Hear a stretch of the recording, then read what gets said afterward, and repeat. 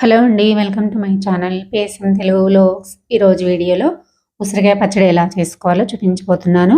ఎన్ని రోజులైనా కలర్ మారకుండా పెట్టిన రోజైతే ఎలా టేస్టీగా ఉంటుందో అదే టేస్ట్‌తో ఉండాలంటే ఈ ప్రకారంగా పచ్చడిని చేసుకోండి. పూర్తి కొలతలతో చూపించబోతున్నాను. ఎలా చేసుకోవాలో చూద్దామండి. నేను ముందుగా అయితే 1 కేజీ ఉసిరికాయల్ని తీసుకున్నాను. నేను తీసుకున్నవి నాటు ఉసిరికాయలండి. నాటు ఉసిరికాయలైతే పచ్చడికి చాలా బాగుంటాయి. తప్పకుండా వీలైనంత వరకు నాటు కాయలతో పచ్చడి చేసుకోండి. మరి చిన్న కాయలు కాదు, మరి పెద్ద కాయలు కాదు, మీడియం సైజులో ఉన్న కాయలు తీసుకున్నారంటే గనక పచ్చడి టేస్ట్ అనేది చాలా బాగుంటుంది. వీటిని వాటర్‌లో వేసుకొని 2 సార్లు శుభ్రంగా కడిగేసుకున్న తర్వాత ఒక క్లాత్ పైన ఇలా వేసుకొని ఆరబెట్టేసుకోవాలి. ఆరిపోయిన తర్వాత క్లాత్‌తో తడి అనేది లేకుండా శుభ్రంగా తుడిచేసేసుకొని ఆరబెట్టేసుకోవాలి. ఇవి శుభ్రంగా ఆరిపోయేలోపు మనము చింతపండునైతే నానబెట్టేసుకుందాము. 1 కేజీ ఉసిరికాయలకి 100 గ్రాముల చింతపండుని తీసుకున్నానండి. ఈ చింతపండులో కాడలు, గింజలు అనేవి లేకుండా శుభ్రం చేసి తీసుకున్నాను. వీటిని మంచినీరు పోసి ఒకసారి కడిగేసుకున్న తర్వాత మళ్ళీ ఇంకొంచెం వాటర్ వేసుకొని చింతపండు మునిగే వరకు వాటర్ వేసుకొని ఇలా నానబెట్టేసుకోవాలి.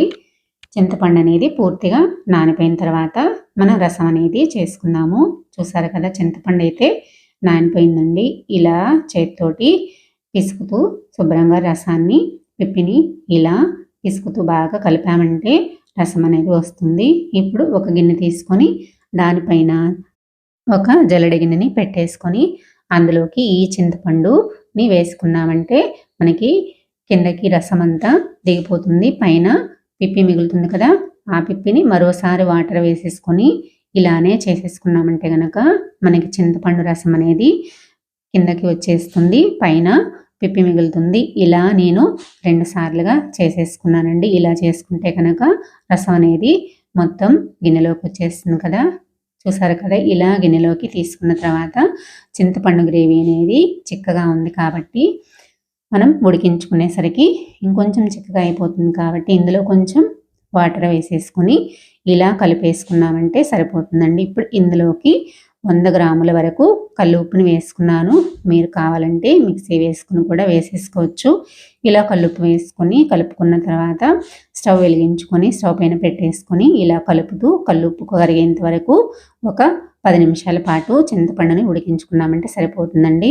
ఈలోపు ఇంకొక స్టవ్ మీద కళాయి పెట్టేసుకొని 2 స్పూన్ల ఆవాలు వేసుకున్నాను. 1 స్పూన్ మెంతులు వేసుకొని ఇలా కొంచెం ఫ్రై చేసుకున్న తర్వాత స్టవ్ ఆఫ్ చేసి పక్కన పెట్టేసుకుందాము. ఇప్పుడు చూసారు కదా, చింతపండు అయితే ఈ కన్సిస్టెన్సీలో వచ్చే వరకు ఉడికించుకున్నామంటే సరిపోతుందండి. ఇప్పుడు స్టవ్ ఆఫ్ చేసేసుకొని ఈ చింతపండుని చల్లారే వరకు పక్కన పెట్టేసుకుందాము.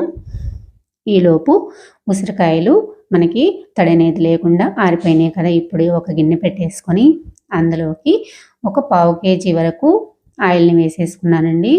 ఆయిల్ మనకి ఎక్కువ హీట్ అవనవసరం లేదు, కొంచెం వేడైతే సరిపోతుంది. కొంచెం వేడైన తర్వాత ఈ ఉసిరికాయల్ని నూనెలోకి వేసేసుకుందాము. ఇలా వేసేసుకున్న తర్వాత గరిటెతోటి సరి చేసేసుకొని మూత పెట్టేసుకొని మగ్గించుకోవాలి. ఇలా మగ్గించుకోవడం వల్ల మనకి ఉసిరికాయ కలర్ అనేది మారకుండా పచ్చడి నిల్వ ఉన్ననాళ్ళు ఇదే కలర్ తోటి ఉంటుంది. పచ్చడి కూడా చాలా టేస్టీగా ఉంటుంది. మనకి ఉసిరికాయలు ఫ్రై అయిపోయినాయో లేదో ఒకసారి చెక్ చేసుకుందాము. ఇలా పగుళ్ళు వచ్చేసినాయి అంటే మనకి ఫ్రై అయిపోయినట్టు తెలుస్తుంది. ఒక ఉసిరికాయని పక్కన పెట్టేసి చల్లారిన తర్వాత ఇలా మధ్యలో ప్రెస్ చేసామంటే గనక ఈజీగా అర్థమవుతుంది మనకి ఉసిరికాయలు అనేవి ఫ్రై అయిపోయినాయండి. ఇప్పుడు వీటిని తీసేసి కలుపుకోవటానికి వీలుగా ఉన్న ఒక పెద్ద గిన్నెలోకి వేసేసుకుంటున్నాను. ఇలా వేసేసుకున్న తర్వాత అదే ఆయిల్లో మిగిలిన ఉసిరికాయలను కూడా ఫ్రై చేసుకొని ఇలా గిన్నెలోకి వేసేసుకున్నానండి. నేను తీసుకునేవి కేజీ కాబట్టి ఇలా 2 సార్లుగా ఫ్రై చేసేసుకున్నాను. ఇప్పుడు ఒక మిక్సీ గిన్నె తీసుకొని మనం ఫ్రై చేసి పెట్టుకున్నాం కదా, ఆవాలు మెంతులు వేసేసుకొని వీటిని మెత్తగా పౌడర్ అయ్యే వరకు ఇలా గ్రైండ్ చేసేసుకొని పక్కన పెట్టేసుకుందాము. మనకి ఉసిరికాయలు అనేవి చల్లారిన తర్వాత మాత్రమే ఇవి కలిపేసుకోవాలి. ఉసిరికాయలు అయితే చల్లారిపోయినాయి. ఇప్పుడు మిక్సీ వేసి పెట్టుకున్న మెంతి పౌడర్ను అలాగే 100 గ్రాముల కారాన్ని వేసుకోవాలి. ఎర్ర కారాన్ని వేసుకున్నానండి. గొడ్డు కారం అని కూడా అంటారు. ఇలా కారాన్ని అయితే వేసేసుకున్న తర్వాత అదే మిక్సీ జార్లో 1 స్పూన్ జీలకర్ర, 1 చిన్నుల్లిపాయని వేసేసుకొని కొంచెం కచ్చా పచ్చాగా గ్రైండ్ చేసుకొని ఈ మిశ్రమాన్ని కూడా ఉసిరికాయల్లోకి వేసేసుకోవాలి. ఇలా వేసుకున్న తర్వాత మొత్తం బాగా కారము, మెంతి పౌడరు, ఈ చిన్నుల్లిపాయలు మొత్తం కలిసిపోయే వరకు చేతితోటి ఒకసారి బాగా కలిపేసుకున్న తర్వాత చివరగా చింతపండు పులుసుని యాడ్ చేసుకోవాలి. ఇలా చింతపండు పులుసు మొత్తాన్ని వేసేసుకున్న తర్వాత చేతితోటి ఒకసారి బాగా కలిసిపోయేలాగా ఇలా కలిపేసుకోవాలి. ఇప్పుడు కలిపేసుకున్న తర్వాత ఇందులోకి పోపును పెట్టేసుకుందాము. మనము ఫ్రై చేసుకున్నాము కదా నూనె, ఆ నూనె సరిపోతుందండి.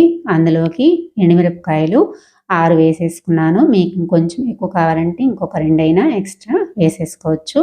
ఇలా కొంచెం ఫ్రై చేసుకున్న తర్వాత ఇందులోకి పోపు దినుసులు వేసుకోవాలి. మీకు పోపు దినుసులు ఇష్టం లేకపోతే కనుక ఉట్టి ఆవాలైనా వేసేసుకోవచ్చు. ఇలా వేసుకొని ఫ్రై చేసుకున్న తర్వాత ఇందులోకి 4-5 రెబ్బలు కరివేపాకుని వేసుకొని ఫ్రై చేసుకున్న తర్వాత కొంచెం పోపుని చల్లారనివ్వాలి. చల్లారిన తర్వాత ఉసిరికాయ పచ్చళ్ళలోకి వేసేసుకొని ఒకసారి బాగా కలిపేసుకోవాలండి. గరిటెతోటి కానీ చేతితోటి కానీ బాగా కలిపేసుకున్నామంటే మనకి స్మెల్ అనేది తెలుస్తుందండి. పచ్చడి అనేది ఎంత టేస్టీగా ఉందో.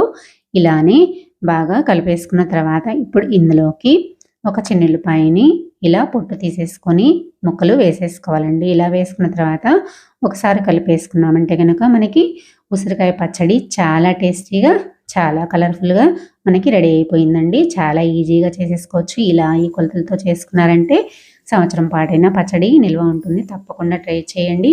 నా వీడియో నచ్చినట్లయితే లైక్ చేయండి, సబ్స్క్రైబ్ చేయండి, షేర్ చేయండి. మరో మంచి వీడియోతో మళ్ళీ కలుద్దాం.